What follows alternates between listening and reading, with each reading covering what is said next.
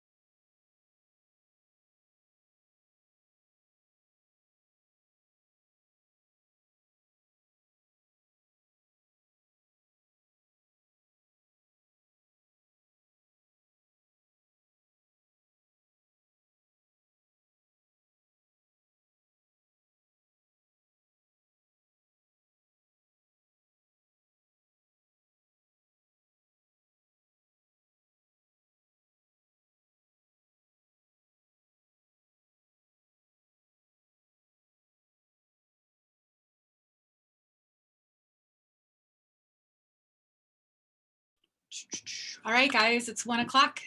So we'll go ahead and get started. There's a few people that are going to join us a few minutes late just because they're working on their practicum hours with their supervisors. So they'll be popping in. I would like you to jump on Canvas though, under week 7. Will kindly pointed out that I had not published the critique. What was that, on Monday? So that's there for you guys. So if you look under trends critique, make sure that you post your link for the Trends Photo Project. I see, thank you, Sierra, Jocelyn, and Southern. I see you guys have your links on there. So before the end of class today, if you guys could all get your links published for that. And I would like you guys to go ahead and take a look at everyone's Trends project, and you can give them some feedback in a critical critique kind of format. Okay, so go ahead and get that submitted by the end of I think I have that due at midnight tonight, so make sure you get that. But please get your link submitted as soon as possible. That way it gives everyone the opportunity to jump on there and start the critique right after class. Okay, got that? Okay. Secondly, let me go back here. 7 collaborative projects. Social media posts. Okay, so I think we're all up to date on that. Let me let Gabriel in here. So today what I want to do is go into our next project, which is going to really focus on photo archivists and the history of photography and why photographs are important to us now. I mean, we all love photography and we take photos for various reasons, right? But there's also a really important historical attribute to photography, and also we'll kind of deal a little bit with family legacy, okay? I wanted to jump into this project right away in the semester because I want to give you guys some time to work on this next part of the project, which is going to be talking to people in your family, looking at photos and having some conversations about some important parts of maybe your history that you weren't aware of. Ty had mentioned the other day in his film photography presentation that his grandfather was a photographer, and he has many, many conversations with his grandfather about the medium of photography and how important that was to Ty's grandfather. But today what we're going to really talk about is how important it is for us to print photographs and how important it is for us to be advocates to our family and friends about really archiving photographs so they're not lost forever. So that's really what we're going to focus on the first 25 minutes or so. And then I have a very, very special guest, probably one of the most important people you'll meet in your whole entire life, my father, who's going to talk a little bit about, well, he's the most important person in my life, of course. I am going to bring him in because he's been working on this project of our family legacy. And I wanted to bring him in to kind of talk about the project and give his perspective on that. But before we do that, I'm going to take you guys into Google Slides and really talk a little bit about preservation. And I want to get your input also. So let me share my screen here real quick.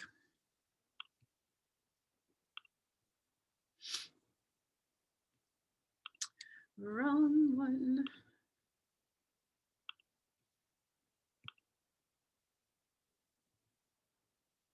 Okay, can you guys see the photo preservation? Are you seeing that one? Anyone? Will, what screen do you see? Yeah, okay. All right.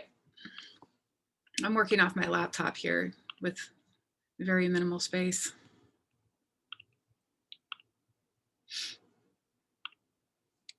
Okay, so we're going to discuss photo preservation, and we haven't really talked a whole lot about that yet in concepts of photography. Really what we're going to talk about is the legacy of photography and how that, you know, will kind of stand the test of time. So let me ask you guys a question, and I'm just going to have you shout out some answers, okay? So what would be the first thing, like if your house is on fire, if your dorm room's on fire, and let's not talk about people or animals, what would be the first thing that you would grab? Shout some things out. Myself, and I'd be jumping out of the window from the 3rd floor. But what would you take with you, Will? My phone. Your phone. Okay. I want you to remember that. What would you take, Southern? Either my phone or my computer. Okay. Mm-hmm. Samantha, what would you take? Probably my phone and my laptop. Okay, good answer. Olivia? Probably my phone. That's the first thing that came to my mind. Okay, so why are we all saying that? What are the most important things that we keep on our phone? What are some of the most Photos, valuable things we have on our phone? Memories. What's that? Pictures.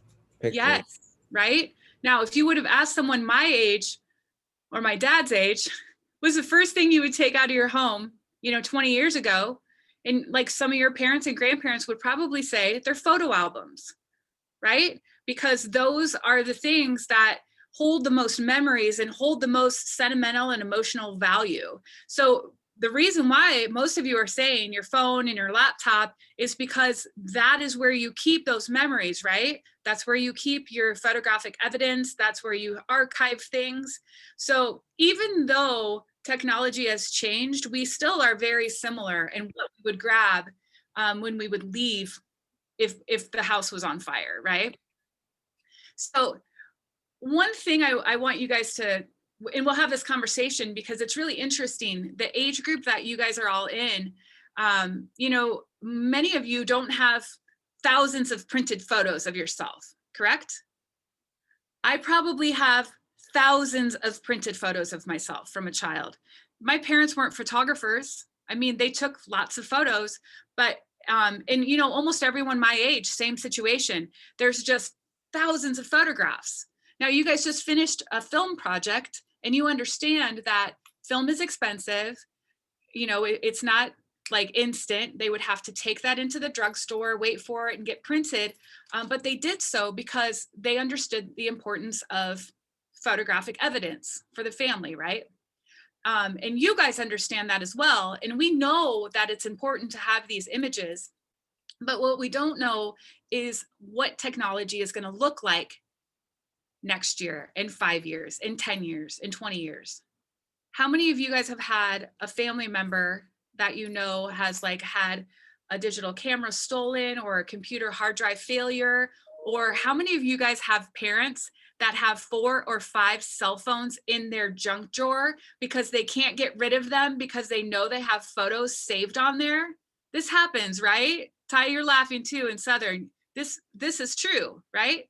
So we have to educate and advocate for the medium of photography to make sure that these items are printed and saved and archived for generations to come. We have a photographic blueprint, right? We can see photographs from 1990, 1970, 1960, all the way back to 1824. What we're going to end up with here in the next 20, 30 years is this black void of photographic evidence, unless we make sure that we are digitally archiving them and or printing, right? So I like this quote. It says, if you don't think photos are important, wait until they are all you have left. You know, there's a lot of things that will trigger memories and trigger thoughts and feelings. And we need to make sure that us as photographers are really advocating for that, right? That is essentially how we are going to make a profit in our business in the future, where people are printing photos. Now, you guys are going to start to get into pricing probably pretty soon, because many of you guys are already working for profit. And, you know, selling digital files is definitely something that we are all going to consider, and many of you are probably doing, correct? But what happens when we give those digital files is many times our clients are not printing them. So we need to make sure that we put some procedures in place so they'll print. So as I mentioned, technology changes very quickly, and it will oftentimes render formats obsolete. You guys are way too young for this, but there were, and you may have come across these before, but there were these floppy disks that we would put into computers. Do you remember these? Maybe when you were like a baby. And these floppy disks became obsolete very quickly. There are no computers that really are still functioning in most institutions where you can look at those images. CDs, compact disc, when you could burn images onto a CD. We did that a lot when I first started my studio in, you know, around 2008 or so. Many of those CDs now, again, because we did not know how long they would archive for, many of those CDs, when you put them into a computer, are now blank, because over time they have lost their sensitivity. And so if your family has images on CD and they're not printed or they're not backed up to a cloud storage, then those images are gone. So again, just really talking to people about proper archiving and cloud storage. So this is really interesting. I kind of like this. Hold on a second. So you must save them onto a CD or DVD, they said. And so I did, and then they stopped making CD drives, right? You guys don't even have CD drives in your MacBooks, do you? Now you must save them to a hard drive or USB, they said. And so I did, and then the hard drive failed to open, or there is no USB port on your computer, because that's the case with many of you also now, right? So now they say you must upload them to the cloud. And And we do that, but who's to say that business and organization and company is still going to be in existence from 5 years from now? I have so many people that say, oh, I just save everything to Facebook. Let me ask you guys, what are some of the problems with that, with only saving to Facebook? Ty, what's the problem with that? It's not guaranteed to be safe. It's just a place where you have all your photos. Right, it's not storage, right? But what's the other problem as well? What do you notice about your image quality when you're putting them on Facebook? It becomes awful. Yeah, they compress the files, right? And over time, compression on compression on compression on compression will basically end up with this insanely pixelated file, right? And printing from a social media platform is not ideal. So making sure that you have those files backed up, making sure you have them printed. We've talked about this before. Kodak once was super excited to say that the year 2000, you guys don't remember that year. You were just babes or not even born yet. But the year 2000 was a landmark year when the number of photos taken worldwide had just eclipsed 80 billion. So fast forward to today, when just about everyone has a cell phone in their back pocket, and we are at 1.2 trillion digital photos, which is a lot, right? And you guys are bombarded with visual medium daily. What are the images that are most important to you? What are the photos that are going to trigger like memories for you and for your future generations? Those are the images that we really need to hold very close to us. Sorry, I have to keep moving my screen around. I'm going to flip through that. So as humans, we rely on our visual documentation as our memory fades. I don't know if this happens with you guys, but my memory is not quite as good as it used to be back in my younger years. And so a lot of times my memories will be triggered by an actual physical photograph. And, you know, having boxes of photographs stashed in closets and envelopes and drawers, that can be really cumbersome. And I'm going to tell you, like, I have boxes and boxes and albums and drawers all over the place. I don't sit there and look at my albums all the time, but I know they're there and I know I can go back to them to trigger these memories and look at the history of my family.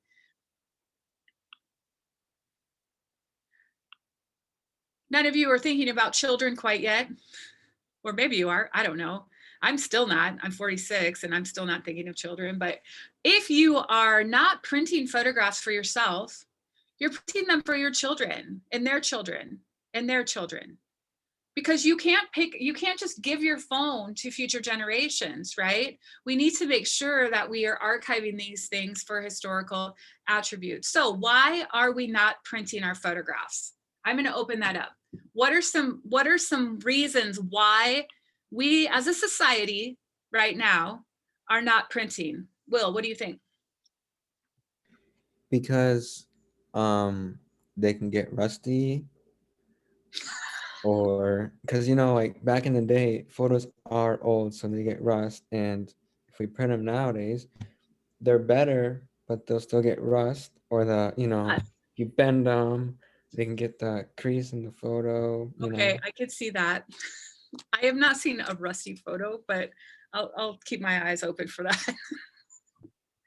Jocelyn, why are we not printing our photos? I would have to say storage. Okay. Yeah, storage and transportation. You know, when I give these presentations to older people, like I'll talk to the garden club, you know, or like civic organizations, they'll always say like, well, I don't know where to store it now, you know, and my kids aren't going to want these photos and their kids aren't going to want these photos. But what they're not understanding is this: they are not going to have anything then. There will be no images. So if you're just photographing and printing like maybe even one album a year, you know, the year in the life of Southern 2021, right? And making sure that you have those images, because that is a good point, Jocelyn, is storage. And where do I put them? You know, there could be some cost involved with that also. Part of the problem is really volume. So when we were shooting film, taking a photo had to be more, and you guys know this, right? Taking a photo had to be more of a deliberate thing that you're doing, right? It's more of a deliberate action. You thought about it, you lined it up, you took the photo. That happened to you guys with film, right? It was very deliberate. And so now we're just taking photos, you know, of everything. You can take 200 photos in a day. Which ones are important to back up? You know, I'm not saying back up all your images, but what's telling the story of you and your life right now for your future generations? So that's the thing you can really think about. So I've had this conversation so many times, you know, and people are like, well, I'm going to save it to this hard drive, or I'm going to back it up online or through cloud storage. But all of those things, again, technology changes. Technology has changed in the last year, even with just Photoshop for you guys. So many things have changed, right? So if we are not making sure that we have these printed, you know, because the print, as long as you're getting printed archivally, so you're not just printing like off of a really super cheap printer with non-archival ink, you will have those images for generations to come. Plus, there's something very tactile about holding a photograph and looking at it. Do you agree? Does anyone agree with me? Like holding the photograph rather than looking at it on the screen. There's something just really much more personal about that, and you're more connected to it. Photographs also evoke nostalgia. They serve as a chronicle of our lives. So when you go back and you look at photographs of yourself younger, or your parents younger, your grandparents, we can really kind of feel and look at and envision who we were, what they did. They tell a story that we oftentimes don't talk about. They are the legacy that we leave behind to future generations. I don't want to get into these links quite yet. We'll get back to that later. I'm going to go into some personal mental health type stuff here quickly. We know from research, in researching children and early childhood education and early childhood kind of bonding, is that when children are photographed and when they can see photographs in their family's home, and when they see photographs of their family, they are more connected and they feel more valued within their home. And we can understand that, right? And so taking photographs and making sure that they're printed will help strengthen, you know, the confidence in children. And even as they grow older, you may feel this sometimes, you know, when you walk into somebody's home, like one of your family members, and you're like, oh, they have a photograph of me there. Has this happened to you? And then you feel very special and you feel connected to them. And those are the types of things that, again, the printed photograph, I love talking to you guys about this because I know you understand, but sometimes I always feel like I'm just like this preacher for the printed photograph out there. Like, you need to do this for humanity, you know. The printed photograph will help everyone, especially during times of a pandemic where you can feel more connected.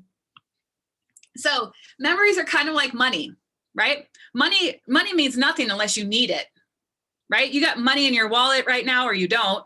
But money doesn't really mean anything unless you have a purpose for it. And so photographs are like that as well. Like when somebody has passed on, I don't know how many times I would get called at the studio, and people would say like, hey, Rochelle, you taken this photo at a wedding reception and you happen to get my grandpa in the background. We haven't had a photo of him since 1985. Is there any way that we can get that printed for his obituary? Or, you know, this is a very sad situation, but a few high school seniors that I've photographed that have passed away. And those are the images, you know, that those are the last images of that family members. And so they're so important to those people during that time. So we need to make sure that people have those photographs. So before I get, let me see what time it is. Before I get into some whys, like what are my whys and why am I in this industry and why do I feel that photography is important for future generations, I'm just going to open it up to you guys. Ty, I'm going to pick on you first, just because I know you recently had this conversation with your grandpa, but was he an integral part of why you decided to be a visual documentarian? Absolutely. So like he really was the one that screwed the idea in my head to like seriously take what I'm looking at as like, okay, this might be the last time I'm looking at this thing. You know what I mean? And so like when I think about it like that and I mix it with my photography, it really makes me think like, okay, this could be the last time I take this person's photo. So I should do it right now. You know, and so like when I take my photos, it's almost like he's right there, you know, in the back of my head. Yeah, so I think that's really important. You know, that was kind of one of my early onsets of photography also, is like, it's those fleeting moments, right? Those moments that we can't always get back. Cassie, what is the reason why you got into photography? Was there anything that, you know, triggered you, like in a historical aspect, or was there anyone influential in your life that kind of encouraged you? Probably my mom and my grandma. My mom used to take pictures of us when we were younger, and then when I was younger, I would borrow my mom's or my grandma's camera and like take pictures of my siblings, and they like to scrapbook a lot. So I was like, oh, like let me join. I want to take pictures too. So it's, again, you know, it's a part of being intrinsically involved within your family structure, right? And helping us understand who we are, what our past was, what our present is, and potentially what our future is. So although you guys all have different reasons and different stories as to why, you know, you're in this industry, I think today what I really want you to think about is how photography and how your family photographs have really helped you in understanding who your family was, and helped you with some of the stories that have been told throughout generations. I'm going to take you guys to your assignment before we bring Mr. Green in. You guys go to Canvas. What I'm going to have you guys do over the next week or so, let me pull this up. Under week 7, photo preservation and photo archives, your assignment for this week is you're going to interview at least 2 or 3 people within your family legacy. So it doesn't have to be someone you're actually related to. It just has to be somebody who's been a substantial part of your family for a period of time, okay? And you're going to interview them by looking at photographs that they choose, okay? So they can take a photograph of a photo, because many of you guys like don't even live within 5 minutes or 5 hours from your home, right, Southern?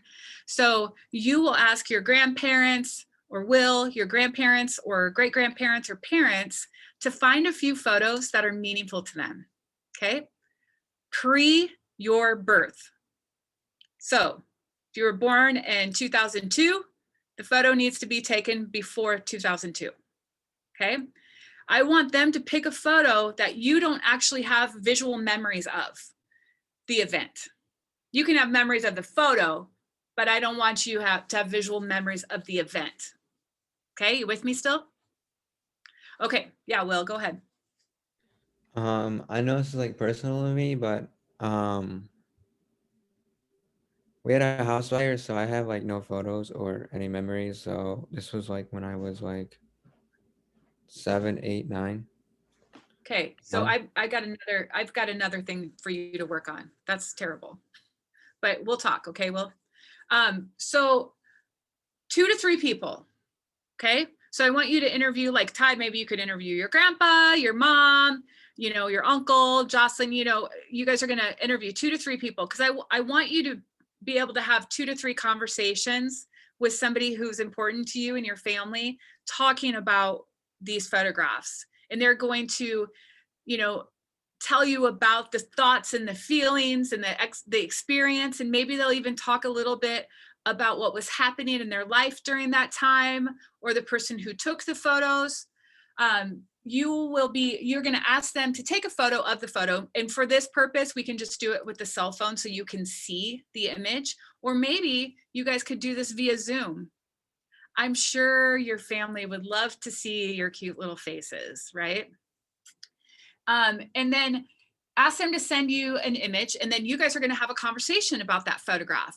It's mostly going to be them talking about it, but you're going to guide them into this conversation, and you're going to create a narrative about the conversation you had with them.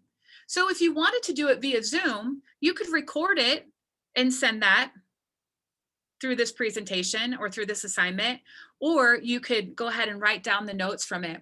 So here's some questions to consider.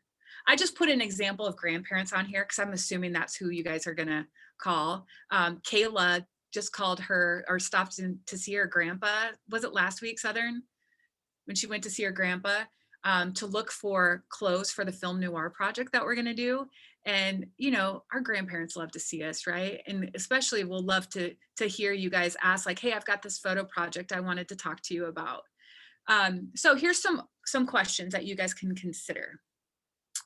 Some open-ended questions would be like, what do you remember about this photograph? What do you remember about the time frame? What was happening? Where were you at? And if they're not in it, because if you're asking your parents, maybe it's a photograph of their great or their grandparents. And maybe that will lend itself into a conversation about the grandparents. Okay, it doesn't have to just stick to that visual photograph. This conversation is going to be a little bit bigger than that, more than likely. Talking about the location, talking about the people involved. You know, maybe they'll share some photos that were very, very important to them with you in this assignment, and then that conversation will really kind of talk about why this photograph has been important to them. You can talk about the details. So if there's a photograph where you've got like your grandparents on a car, hey, whose car was this? You know, what year did you get it? You know, is there a story behind this car? Why do you still not have this 1960 Mustang, Grandpa? This is super cool. You know, did you ever pick up ladies to go on dates? You know, those kind of conversations, like look for the details so then you can kind of ask some conversations about that. Maybe why was the photograph taken? Remember in Concepts 1, we talked about photography was quite popular at funerals. Remember when we talked about that? And that's just not something that we do anymore. You know, maybe some of the photographs that they're going to show you in this conversation, maybe how that photograph was taken or a location might not be typical of what we photograph now. So that could be another conversation. And then what kind of memories do you have about that day? Ask them that question for sure, because sometimes photographic memories will trigger emotions other than like pride and sadness and happiness. They could trigger feelings. They can like physical feelings of cold or heat or smells. If you guys ever looked at a photograph like from your childhood in someone's home, and you can kind of that sense of their home, of that smell in their home is triggered. So photographs can trigger many of our other senses as well.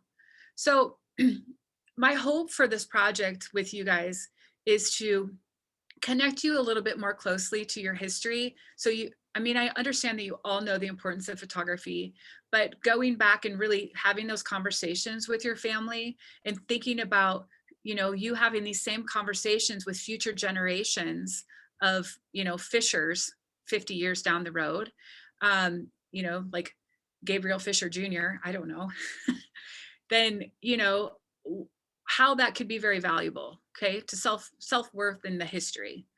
So at this point, I'm right on time.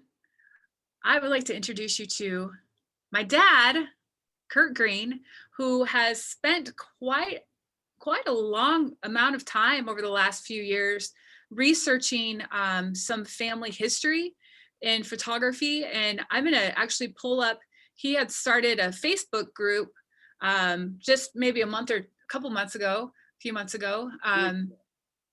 How many months ago? 3? 2 weeks. Oh, geez. Okay. It seems like on the 24th, 25th oh, okay. of January. Well, it's been so much fun actually to look at this. My siblings and I, you know, are in, you know, we don't remember most of these people, but I wanted him to just kind of talk about why he started this group. and why he's doing this research, and then how he has actually come across some interesting things about our family. And then he's going to talk a little bit about how he has spent some time teaching himself how to use Photoshop Elements, which is kind of like the amateur version of Photoshop. And he's adding color to photographs that are black and white and adding color to them. So he's done a lot of really interesting things. And so because I think he's an interesting fellow and he's retired now, he's actually vacationing or going south for the winter. And I believe the other day he had snow on the ground. Probably not what he expected. Yeah, southern Texas. Ooh, yikes. So he's in his RV wintering, but this is my dad, Curt Green. Go ahead, Dad. Well, I guess I'd like to thank, first of all, I'd like to thank Shelley for the opportunity for talking to you guys today. I won't be as long-winded as her, but I just remember the tides have turned. I remember so many days that, I tried to talk Shelley into going to school. And today now she's talked me into going to school. So the roles have reversed a little bit. Yeah. The reason I started out in this is I always had my family histories, stories about what happened, or some stories about what happened. And you would ask your relatives, but back in my day, they would say, well, it's really none of your business. Or they would kind of make something up. So it started out that my great-grandfather, there was a Skelly coal mines close to Fort Dodge, and my great-grandfather was killed guarding the payroll wagon. So he was always a hero in my mind.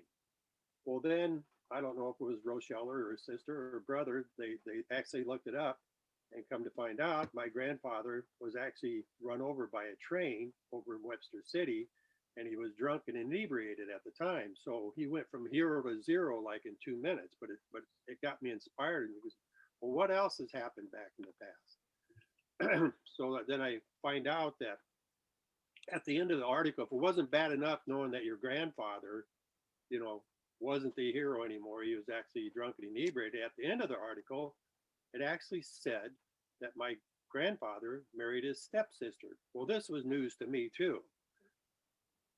It was really news. I mean, who marries their stepsister? But in my grandfather's defense, he got married 2 months after my great-grandfather to his stepsister, who he met on the wedding day. He hadn't met her before, and 2 months later they were married, and 7 months later they had a child, which would be my Aunt Dorothy.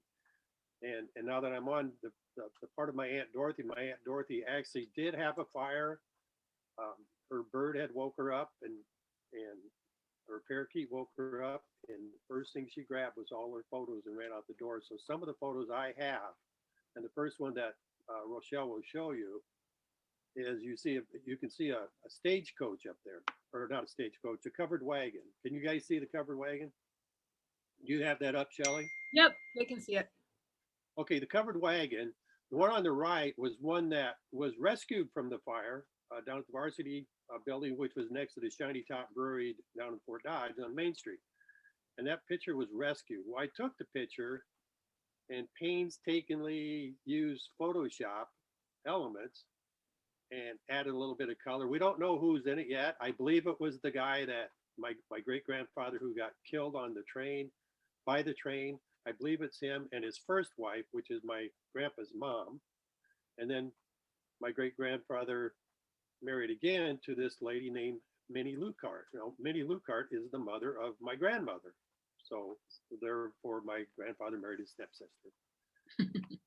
Minnie Lucart was the colorful character in all this. So my kids are the ones that got me started on this by letting me know that the things that I've heard from my relatives in the past weren't necessarily true. So in discovering my great-grandmother, my second one, Minnie Lucart, or the mother of my grandmother, I found out that she was married 6 times. Not only was she married 6 times, but she also had a little bout in the Rockwell City Reformatory for bootlegging alcohol back in 1930 when the Prohibition was going on. These are all things that I wasn't told when I was a child, but once you start looking into it and discovering all these things, you're going, wow, what's next? Well, what was next is my grandmother's sister, and I have a picture of her on here today. My great-grandmother's sister was picked up in Mason City, Iowa, because she took a little girl from Eagle Grove and was taking her to Waterloo to go into prostitution. So it's like really weird, scary stuff like that. And I hope you guys dig up a colorful history on your family, and maybe they worked for my grandmother, who knows.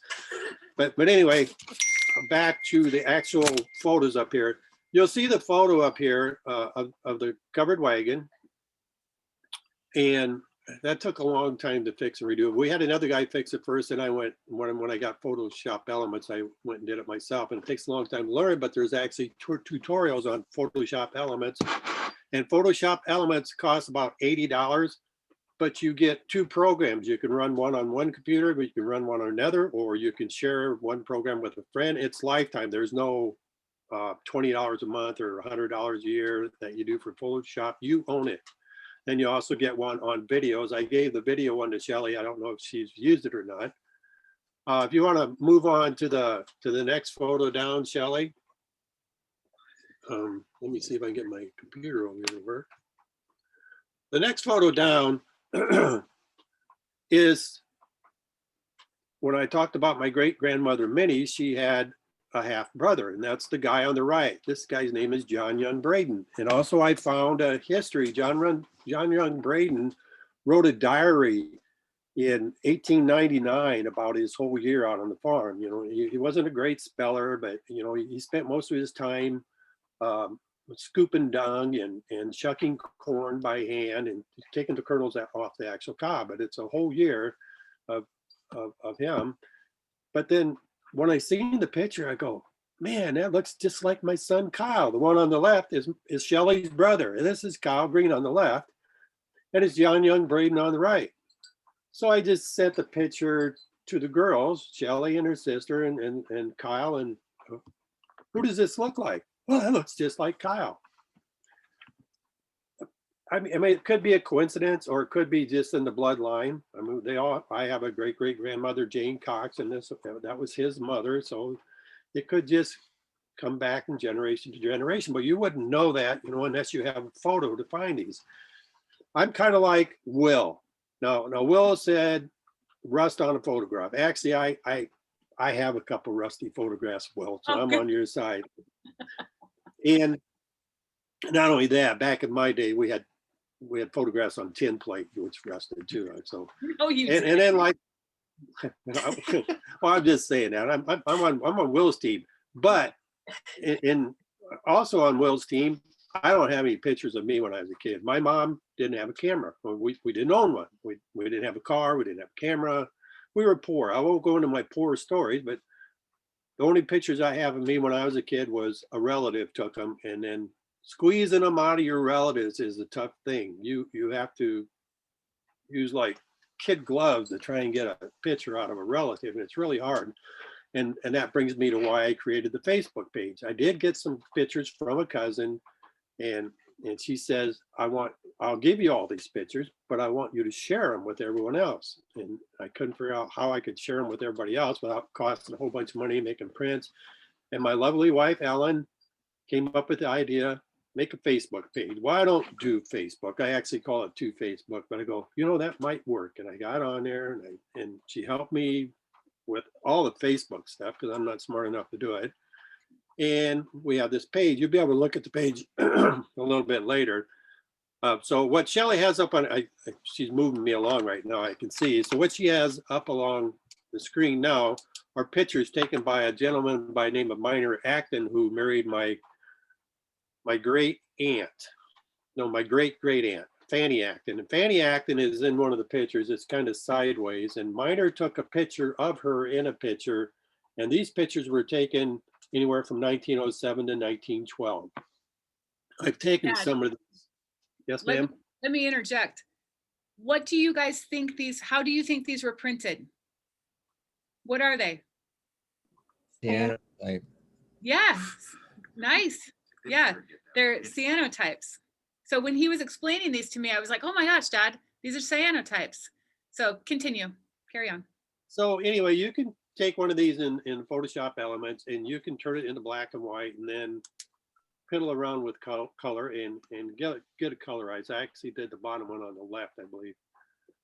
And then if you want to go, let me see. Let me try to scroll down on my computer, which I'm not smart enough for. Hang on, I just lost everything. Scroll back. Okay, I'm on the. Hang on, let me X out. All right. So those are, now let's go off to the one to the right of that, Shelley. And I might touch back on some of these. Well, what happened? Okay, let's go scroll back one more time. The little girl that you saw in the pictures, scroll that back that one more time. The little girl, you had a second one up there. This one? Yes, here. This came from this same person. It was this minor Acton that married my great aunt. It came from one of his relatives. None of mine have ever seen these. And this little girl you see there, when her father was killed on the train in 1910, she was living with my grandfather, who just had their first child. And when the lady in the picture on the right, top, Fanny Acton Cahill, my great aunt, took my great aunt, which is Grace, back to Colorado to live with her because her father had been killed on a train. So now you can move on to the next one. So the importance of pictures. Now this picture is a picture of a picture. It's a little blurry. I'm not sure that I will ever get a better one. I asked her and she said it's not really much better. But you see in the picture, the lady in the dress, black dress, holding a little baby, is my great aunt or grandma. And the one on the right of her is my great grandma. The others, I believe, are her sisters. I don't have a way of identifying them. But my family, which my aunt from the fire, had this picture. If you scroll down to the next one, the other half of that picture, notice the background in the first one. You see this pail up there on the top left and the back, they're on the back porch. Now scroll to the next one. You have exactly the same setting behind there. It was around the 4th of July. And I have a few other pictures with my great grandmother here. And this was held by a totally, I mean, they're not even a Braden, which are not even related to him, to me, but her son, the one that looks like Kyle, had a daughter, the John Young Braden that looks like Shelley's brother. And these things are all discovered after I started doing all this. I didn't know anything. Her son, John Young Braden, the guy that looks like Kyle, had a daughter named Cora. This little baby here is the son of Cora. And the lady I got this photograph from is the granddaughter of the little baby in my great grandmother's arms. This is all stuff that, you know, it gets a little complicated, and it's just the history of photographs and what you can put together after you started discovering these things. You know, they say that a picture is worth 1,000 words, but it is. But when you look at an old picture like this, it creates 1,000 questions on what happens. I made this up just for this, you know. That's good, man. We need to put that on a bumper sticker or something. Yeah, but it does. It creates 1,000 questions of how this happened and what's going on. So the gentleman on the right on this next picture up here is my great grandfather, Patrick Joseph Cahill. This is the guy that was actually killed in the train that the kids got me started. And this is my great grandmother, Maggie Teasdale. I believe that the two people might be the ones on the covered wagon. My great grandmother on the left was very sickly towards the end, and I'm sure my great grandfather got a little pudgier as he gets older. And so I believe that might be the picture with the covered wagon, but I'm not sure. I can't. I'm waiting to discover more photographs in order to put the whole picture together. The little baby in the middle, and this picture here was from a cousin, and she was just so proud to have it. But then when she saw the picture of the one that you just seen previous to this is another cousin that had this picture, and it was so much better and so much more preserved. This also was rescued from the same fire that Shelley was talking about. So this would be all we would have, but since they rescued the pictures, and that's the documentation of keeping your pictures, keeping them in a safe place, you know, giving them to other people, and then you can see what they are afterwards.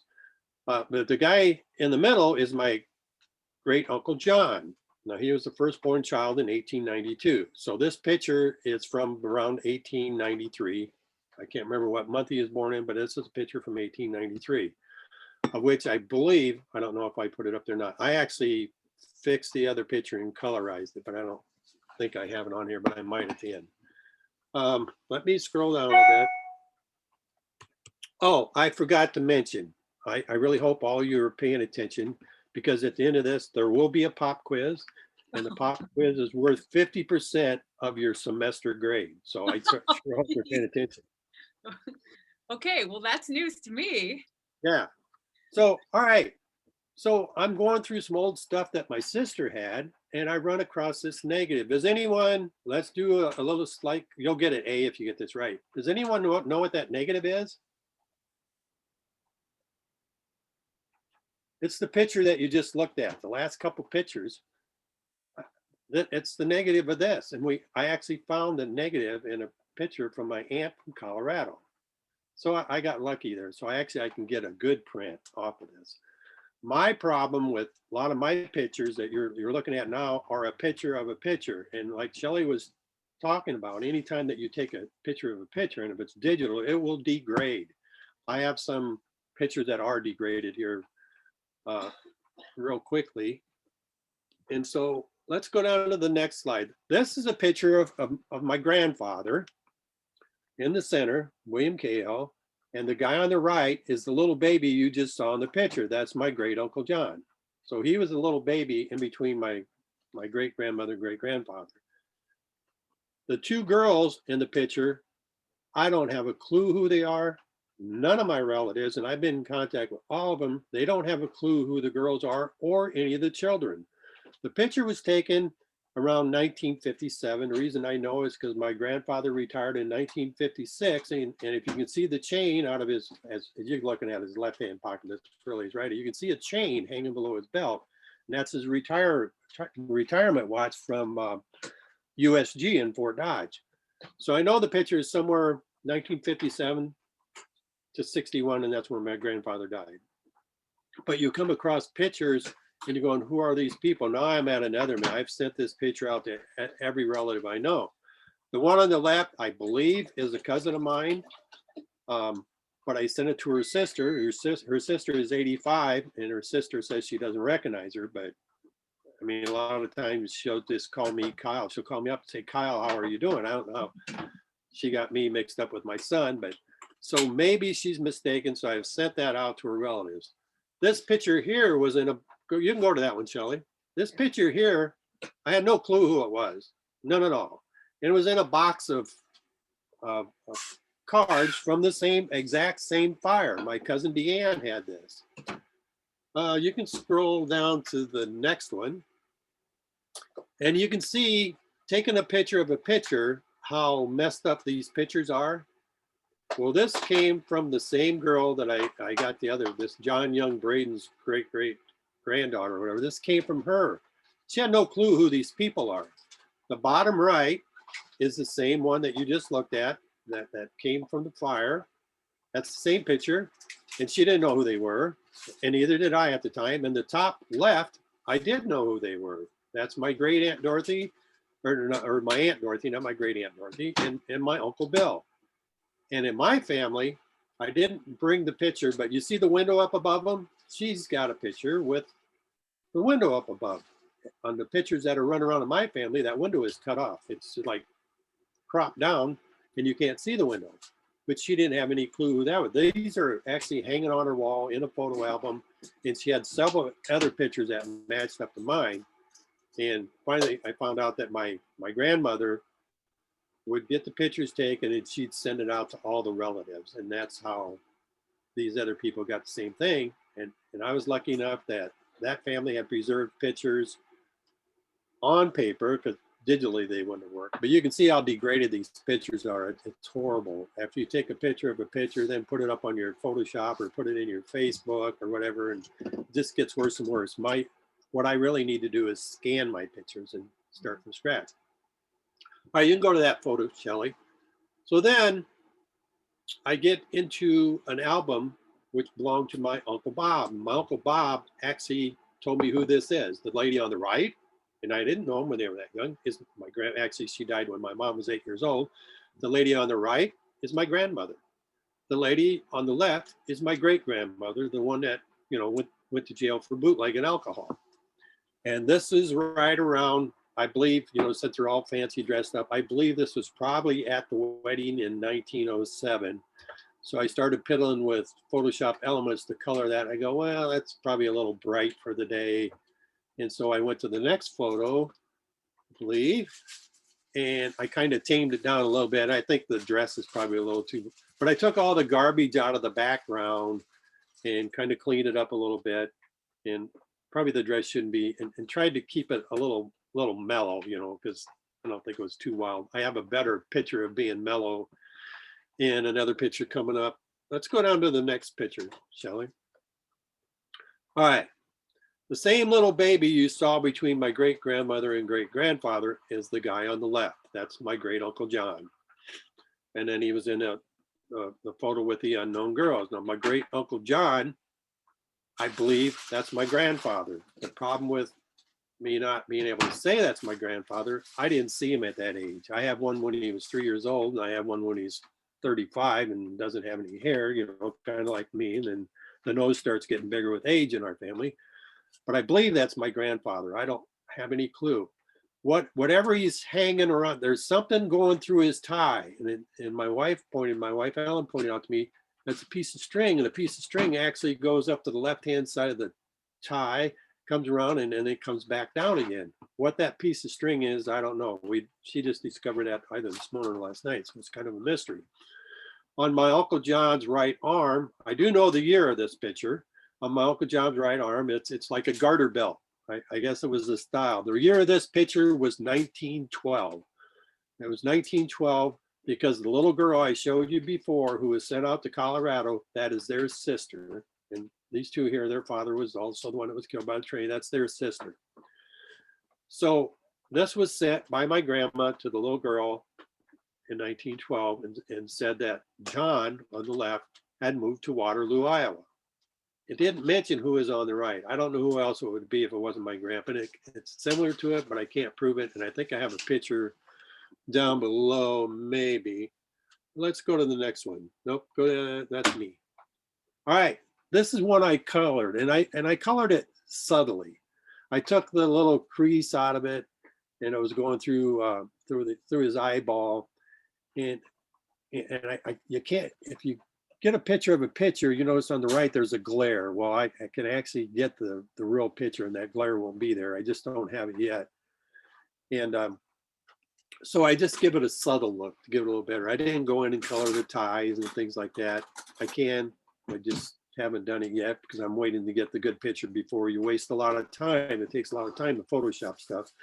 If photos haven't been taken care of very well, then it's tough to fix them once they're bad. That's why if you just have digital memories, okay, this digital memories or digital photographs, then they can degrade over the years. So that's why Shelley was trying to say, put it on paper. You get it on paper, and then you can get copies and copies or whatever. I'm not sure how all that stuff works because I'm not a photographer. Okay, that is my grandfather on the left when he was 3 years old.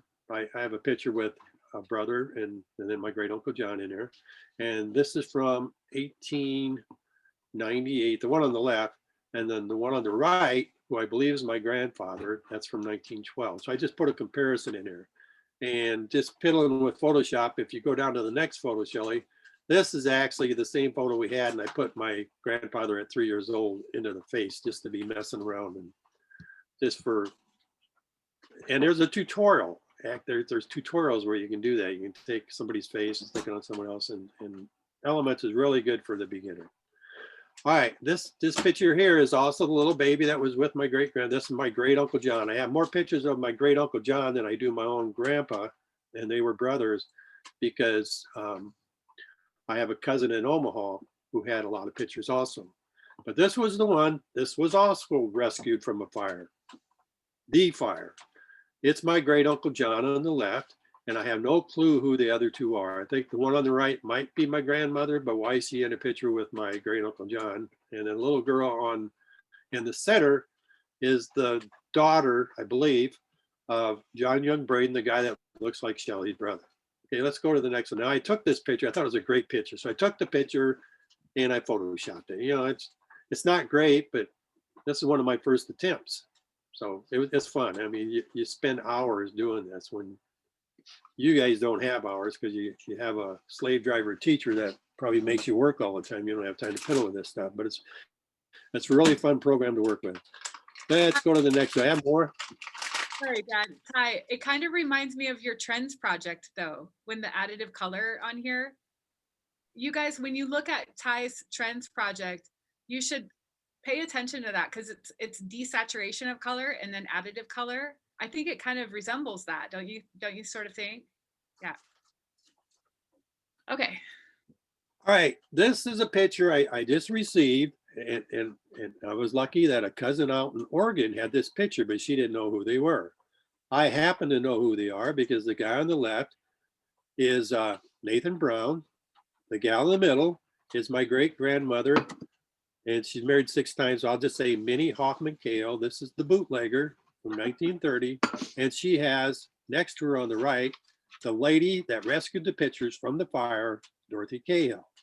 So I'm kind of tying all this in together. It's my story, and it's not really important to you guys, but it's a whole story how you can just put together a whole picture of what has happened through the past.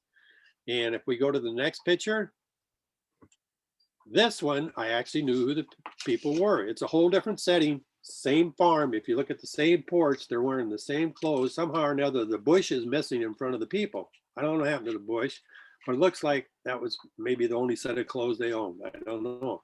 But that's my great grandmother, Minnie Hoffman, Luke Hark Brown, Cahill Smear, and Brock. That's all her names. And her husband at the time in 1920 or 1918, this is Nathan Brown, her husband, and that's over in Duncombe, Iowa, just a few miles from Fort Dodge. All right, this is back to your whatever you call what's the name of this? Cyanotypes, Dad. Yeah, cyanotypes. This was taken by a minor Acton out in Colorado, and the year is probably this little girl on the right, which is my great aunt Margaret Cahill. This little girl on the right looks like she's a lot older than 8 or 9 years old when she went there. So she's about 15 years old. And so that puts it about 1917, 1918. And the lady on my left, I get all my greats right, is my great grandmother. So it's three greats. This is Mary Kiley, who came from during the potato famine. She came over from Ireland, which was about 1848. The one next to her on the right, this is Fanny Acton Cahill that raised the gal to the far right. And next to her is her sister Hannah Cahill, and then my great aunt Margaret. And so then I took this picture. The quality when I turned it in black and white, couldn't see their faces very good. And you can see that it's all degraded. Maybe if I get the original picture from my cousin, the quality of it be a little bit better. But then I took the same picture and I put the color into it just to make it look good. So that's kind of do we have any more, Shelley? Yeah, you do. Okay. Yep. Okay. Yeah. Back up. This is the same Fanny, and this is about the year that Grace went there to live with them in Colorado. And then I put color to it because I thought it was a great picture. Now it actually turned out fairly decent. If you look up the top of the tree, I didn't quite get the coloration at the top of the tree, and some stuff could be defined a little bit better. But if we go on to the next picture, this is my great aunt, Grace Maddie Hoffman. No, Grace Maddie Hoffman is the one that kidnapped the little girl and but I never could find anything. I think it was maybe a misunderstanding or something. Maybe she wasn't as bad as I thought she was. There was never a follow-up in the paper, and they were gonna, and then Shelley's moved me along really quick. There was never a follow-up. So this is my great grandma's sister, which would make her my great aunt.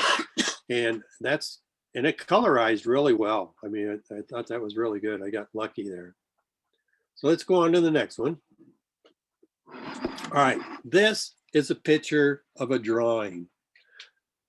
This drawing actually happened in 1946. You can see at the bottom right, it says Shanghai, China. My Uncle Bob on the left was in the service. I also have a picture of him in a football, and I haven't photoshopped it. He was a football player over in Shanghai too. And he was on the Navy team, but he was in the Navy, and he took 4 pictures out of his wallet. One of himself, one of my great grandma Schmear Cahill, the one that the bootlegger right there. And the one to the right is Shelley's grandma. That's my mother, Grace Cahill.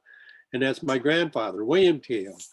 So my Uncle Bob took his photos, and they must have been really good photos at the time. He took the photos out of his wallet, gave them to this Chinese guy. And I don't know how long it took the Chinese guy, but he drew these with pencil. And then my uncle actually still has this picture, but I got a picture of this just to show you guys, you know, and you can blow it up and it's really detailed. I can't blow it up because I'm not smart enough. But anyway, it's a really, really great picture. And that also helped me. I remember looking at this. I remember my uncle pulling this out when I was 8 or 9 years old. I can remember seeing this before. And then when I got older, after Shelley got me started in this and the kids got me started in this, then I started going back to relatives and, hey, do you have this or you have that? And squeezing them out of them. I have a cousin who lives over in Reinhard, which is not very far from Fort Dodge. He has an attic full of photographs, and I still haven't gotten him to get them out yet.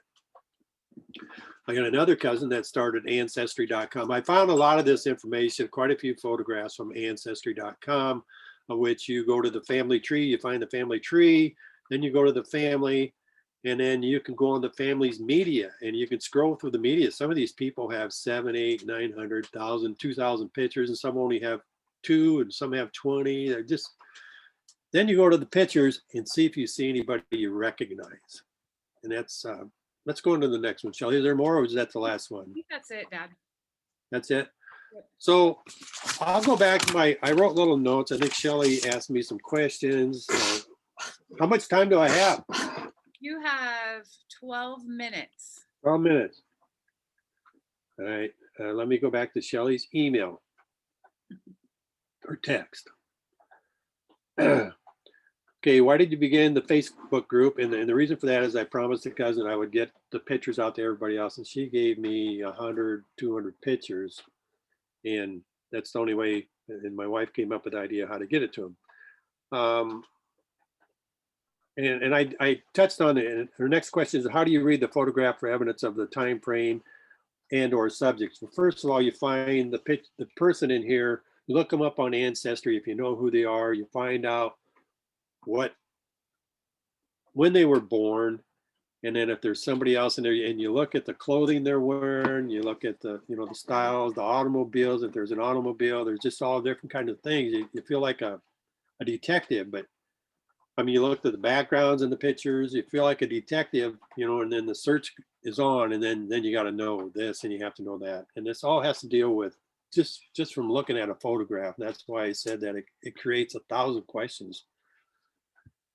Her next one is, what about family history interests me the most? Finding out family history, what interests me the most is finding I'm the picture guy.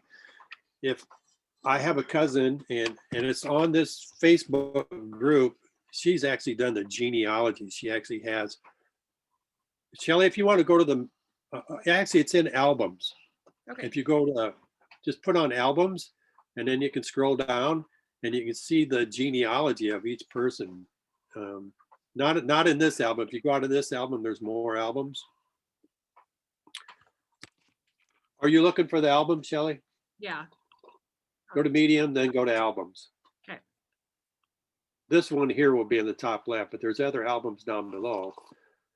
So my cousin is just totally meticulous. She has to have each date right of when they were born, when they died, and all the things in between. So what we had discovered when we were doing that is my great grandfather, the one that you saw The one that was killed by the train in 1907, his first wife, my great grandmother Maggie Teasdale, and they started the Mormon church over in Colville, Iowa, and I think it's still going.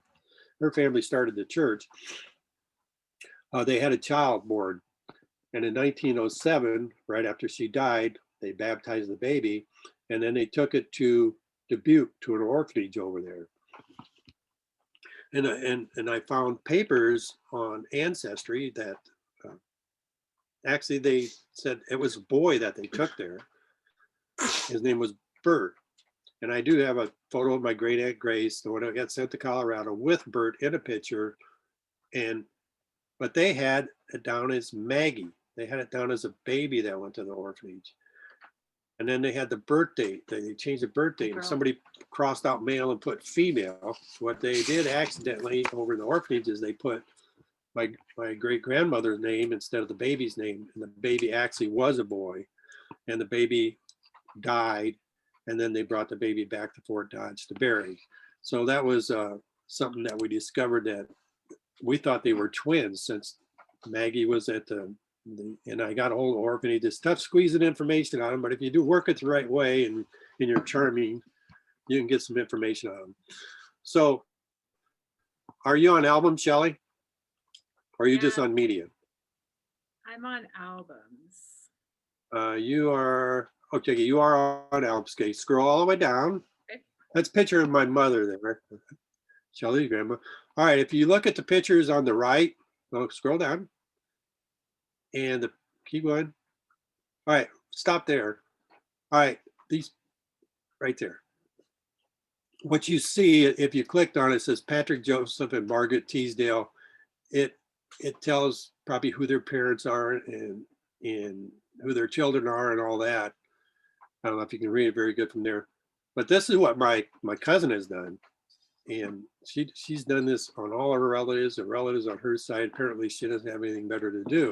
So I search for the pictures, I send them to her, and she tells me who they are. She looks up, and so it works pretty good as a team to get with somebody else and get another brain in there to see what's going on. If you want to scroll up from there a little bit, Shelley, there is a picture of probably 4 generations in it. Let me go up a little bit more. I have a couple pictures. Oh, no, now you got to go down. It's on the right-hand side, just above the writing. Okay, right there. Okay, it says Minnie Hoffman KL. Scroll on that one.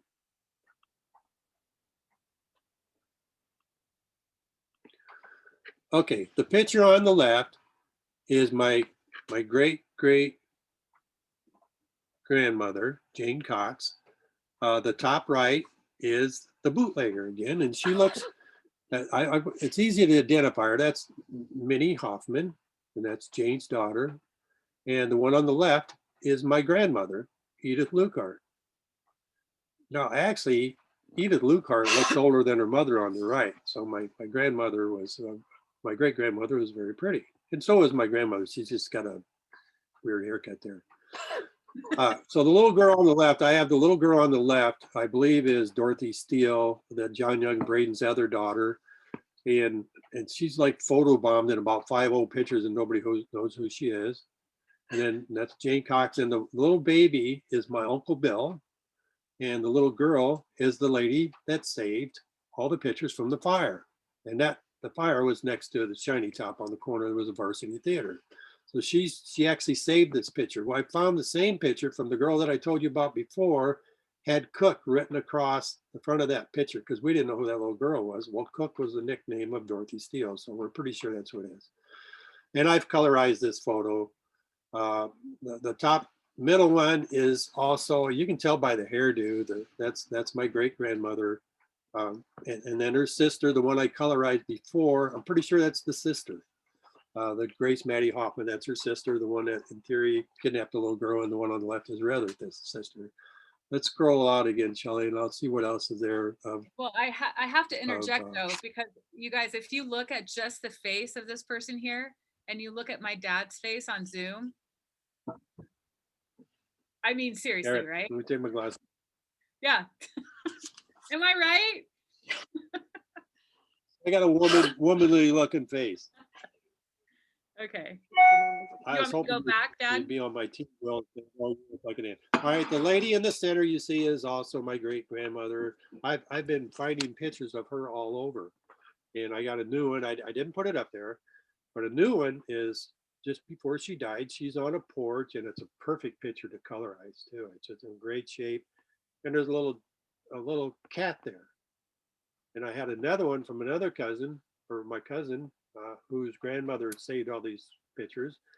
My great great grandmother here, Minnie, or my great great grandmother, my great grandmother. I got to get these all straight. She had a picture of her on a front porch with a dog, and the dog cousin identified as being named Snowball. Well, then the next one I had was her with a cat. So I called up the same cousin that named Snowball, and I said, I got a really great picture for you. If you can tell me the name of your grandma's cat. And he said it was Tom. I said, well, every cat is called Tom. He says, well, I go, what did it look like? He says, black with a white face. He hit it right on the nose. I sent him the picture. So it's things like that. I mean, you really need, on a lot of this stuff, you need help and digging up pictures. If you don't have them, Will, a relative does. If you have relatives somewhere out there that will have pictures of you when you're a little kid. And so don't give up. It takes a lot of work. You got to get a hold of them. But like I said, back to my quote, a picture, raises 1,000 questions, and it also speaks 1,000 words. So it's all in somebody preserving the pictures. It certainly didn't happen by my mother, or even on my dad's side. My dad has some of us when we were kids. That's where I got some of them. But we didn't have any pictures. Like you said, well, you don't have any pictures. I didn't have any pictures. I had no pictures. So all the pictures you're looking at are pictures I've just discovered in the last year and a half and getting them from relatives. And I know there's twice as many pictures as what I see here. Someone has preserved them.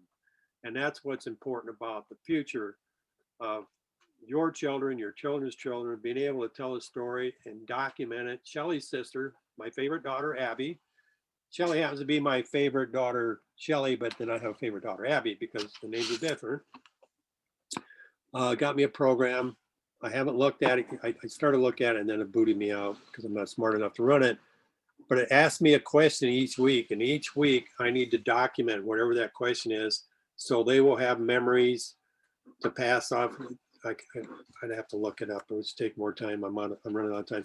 But anyway, I have to get on each week and write a story about whatever question that she has, and then document it. And at the end of the year, they'll send a book with everything that I've answered, and that book can be passed on to generations to come. There's things like that. That if you look at this Facebook, a little bit, and some of the pictures, getting cousins on there to quote, what happened, the stories behind stories, and things like that. Hang on, I'm going to look through the rest of my questions.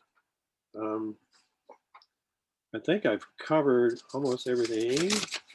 I'm going to take one more.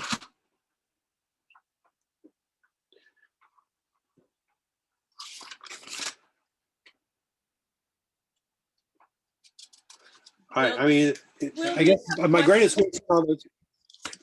wish in all of this is that I wish at the time when I was younger and my relatives were still alive, I would have asked them the questions and have them tell me none of your business or whatever. But you can squeeze the information out of them. Nowadays, you can squeeze the information out of them easy. Back then, it was a little different. It's called Storyworth. Storyworth is the name of the program that Abby purchased for me. All right. I will open up to any questions. You guys have any questions for me? Well, your favorite student If I clearly can answer it, it's worth 5 extra points. If I can't answer it, it's worth a -5 points. Okay, well, go ahead, Will. So these photos take a lot of patience, and I think most of us, if we had a project like this, I think most of us would say no to Rochelle because we don't have patience nowadays. So I think you did a very good job on editing all these photos to your best capability. And I think you did a great job. And I think you should become the next teacher and replace Rochelle. You I know, will. I'll be in tomorrow, Will, and you're the first student that gets straight A's through the whole class. oh, Will, Will come on, set the bar. not that bad. It's been fun, and Shelley will attest to the fact that I don't have any patience. So, you know, I could say that her sister, my favorite daughter, Abby, tested my patience as a child, and Abby asked me, how come you always had a nickname for Shelley, like Pumpkin or Bud? You always call her Pumpkin or Bud. And all you ever said to me is, sit your ass in the corner. Well, that actually was her nickname. I think I said her nickname several times a day, and she sat in the corner most time. But anyway, I think it takes a lot of work, but it's fun once you guys get involved in something like this and look at it like, Will, and once you start getting hold of some cousins or find somebody with pictures of you, it'll get interesting. Because I have a few memories of me when I was a kid, and then I find a picture of me eat a piece of chocolate cake, and then it brings me back to when I was 13 years old, and then, or it's a piece of chicken. I'm eating a piece of chicken, and my grandson, who is now 23 years old, he's 22 years old, Caden, looked at the picture. He goes, Mommy. I go, no, that's not Mommy, that's Grandpa. He goes, no, Mommy. He's like 3 years old. He sees this picture and he thinks it's his mom. Well, Shelley's sister Abby does resemble me more than, and Shelley resembles her mother. But it's really interesting. It gets people's minds thinking, and when you're developing all your work in the future, you're developing future memories for people in the future, and you got to really get it across to them to try and make, like Shelley was talking at the beginning of this, to make put them on paper. The paper will last a long time, and it doesn't. I mean, it will, like Will said earlier, rust out. People drip water on them, but if you have enough copies out to different people, you know, they'll show up. They're buried away in somebody's attic. They're in somebody's basement. They're like in my uncle's wallet, and he pulls them out and has somebody draw a picture of them, or, you know, just different things like that. Do we have any more questions, or is Will the only one that gets an A? We're out of time. I'm sure they'll have lots of questions for you, Dad, and I'll text them to you. I have one more question. Yes, Will. What's your favorite photo that you did the process with? Well, I don't think I have my favorite one on here. I do have one of my Aunt Dorothy, the one that saved all the pictures of fire, and it was black and white, and I put it into color. But yeah, it's under photos, Shelley. It's maybe in an album if you just go to media. Okay. Most of these, here's the tough thing. If you just go to media, Shelley, and start putting right there, the one on the left, I colorized that when it was in black and white, and I had fun doing that. She was a recluse, and ever since I can remember, in 1952, she's 40 some years old. She didn't work, and she just stayed in her apartment all the time. She babysat kids and made doilies and sold them and things like that. But very beautiful woman. I don't know whatever happened, but she just became a hermit. So that was one. But if you open up the whole thing, I think you can scroll through it real quickly, and I will show them. I'm pretty sure I did. Keep going down. One of my favorite ones I did. And it was a picture that my grandmother. Okay, here's the funeral. Go back up. It's the picture of my mother that was on a horse. It was in black and white, and I colorized it but you can see the picture on the right above that. That was a reception at a funeral in 1961, and I'm one of them little kids in front. That's there's a guy in a suit. He's holding down my brother Tim on the left in the front row. That's me on the right. I remember being there after seeing the photo. My sister Pam and my brother Bill. So we're the whole front row. My mother is in the back straight up from me, and there's some guy behind her, and I don't know who he is. I don't know if it's one of my uncles. The picture is so bad that you can't tell who they are, but I know there's good ones out there that you can actually see. The guy over in Reinhard, it was his parents at his parents' house. I know they have the good pictures. Okay, go to the whole group again, Shelley. Go down one more time, and then I'll be done. Go down a little bit more. We'll ask what my favorite photo is. Let's see if we see it. Keep going. I would say I'm going to take my favorite photo and I haven't processed it yet. Well, ask me to process. Keep going down. I'm hoping I find it. Keep going. Okay, stop right there. This is one of my favorite photos. Go up a little. Myself, and then my two brothers, my brother Tim on the left, and then my brother Bill in the middle. And that's cute little old me back in 1955, maybe. I was three years old there. So the picture's not great quality, but it's one of the few pictures of me when I was a child. But I didn't have that. My dad did. And then scroll down a little bit more. You need to end your class, Shelley? You're going to teach some more stuff when I'm done. No, I do have to talk to them a little bit, and their class is almost over. Okay, right here, you're there. You see the one with the blue sky? This one? Whole family. This was sent to my this was sent by the lady on the left back in 1925, maybe, somewhere in there.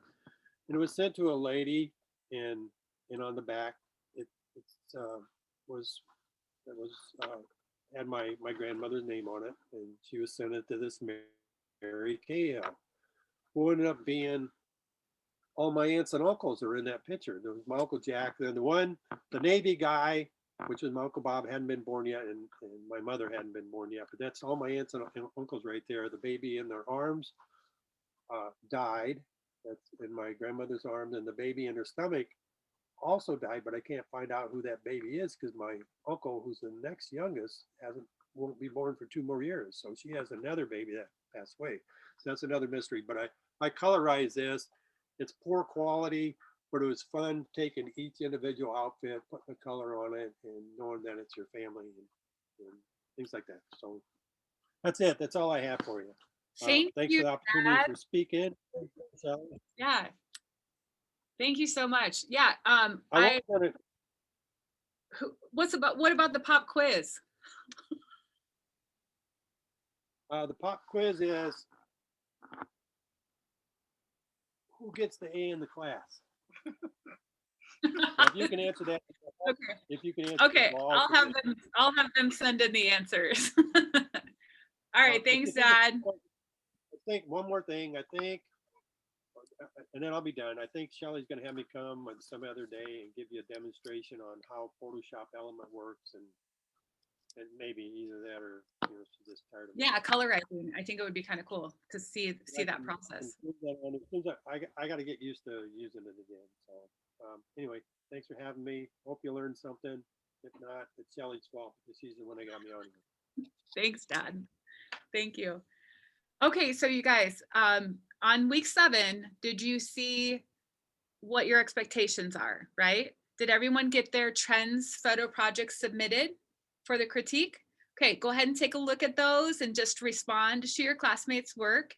And then secondly, the project that I'm going to have you work on after meeting my dad is going through and having a conversation with 2 or 3 people in your family. Will, your situation might be a little bit more challenging, but I'm going to have you just, if we can't find photographs that are older than you, let's go to some photographs when, like, the earliest time that we can find. Okay, maybe some photographs you're not in, because there's 2 points to this.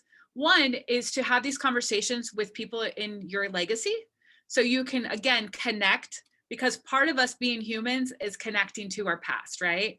And also utilizing that for future. Who knows? You might come up with some ideas for future projects based on these conversations. Secondly, I also want you guys to have a conversation with any of your family members of any photographs that you think might need to be digitally restored. Okay, so any photos that may have gotten some damage over time, because I want to use those in image editing to do some digital restoration. If there's a photograph that has water damage or there's, cuts and scrapes and things like that, it'd be kind of fun to do your own images. And then having those conversations with your family. I know that was all like my family type of stuff. Stories, I mean, I don't even know any of those people either, but what's important is for us as generations to continue that storytelling process. You know, it's very important, and we're visual creators, so that visual, it's why people write. It's why people create biographies, right? Music, it's all about, you know, that storytelling process. So I'm going to have you guys have conversations, phone conversations or Zoom, with 2 to 3 people from your family, and have them pick different photos pre your birth. Have them like take a photo of it and send it to you, and then you guys have that conversation. And then we'll share those later. Does anyone have any questions on that?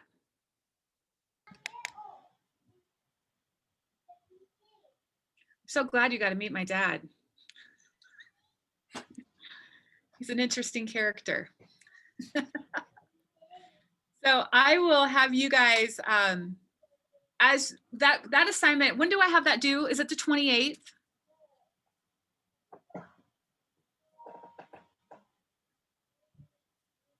The 24th. The 24th. Okay, so next week, a week from now. So you need to start those conversations like ASAP. So all they got to do is just take a screen. Oh, this might be a little challenging. You can talk them through how to take a photo of a photo and then see what you guys come up with. You got some ideas of who you're going to call? Okay, awesome, you guys. So I will, I'll see you again next week for this class tomorrow. For photo 2, don't forget, we're going to do the film noir photo shoot. So make sure you bring your flash, your trigger. We're going to see Olivia looking pretty snazzy, manana. I'm bringing this. What is it? Oh, is it a fake cigarette? Yep, something I made, so. Perfect. And anything else that you guys think might lend itself really well for the photo project, don't forget, we're photographing each other too. So make sure that you're dressed something that is not going to be dated 2021. Which is why I'm going shopping later, so. Thrifting, yeah. Button down shirts for guys, you know, or all black or all white. Try to keep it somewhere along the lines of that. I have You a guys question. Yeah, go ahead. Can I just bring the dress there? So Yes. I don't have to like wear it. Okay. Yes, yes, please. Okay. Yes. If you guys want to just stay right after Jackie's class, I'm gonna, well, let me take a vote. Do you guys want to just stay right after Jackie's class and start shooting if I order pizza? You want to do that? Then you don't have to worry about leaving and going and getting lunch. I'll just order some pizza and we'll have that up here. That way you guys can just shoot without having to worry about going and getting lunch and all that stuff. I'll Do you just want set up. me to like be there at any certain time since I'm not going to Jackie's? Yeah, I class? would like you there by, if you can make it here by 11:30. Yeah, I could. Yeah. That way people can shoot, you know, so it's not so crowded everywhere. You know what I mean? So yeah, and then is anyone planning on bringing some people on campus after we do our photo shoot? Or we're just gonna, everyone's gonna be cool shooting during class? Okay. Okay, awesome. So I'm looking forward to it. It's gonna be fun. We'll just kind of move around spaces. So make sure you have everything you need for tomorrow. Okay. All right. Bye guys.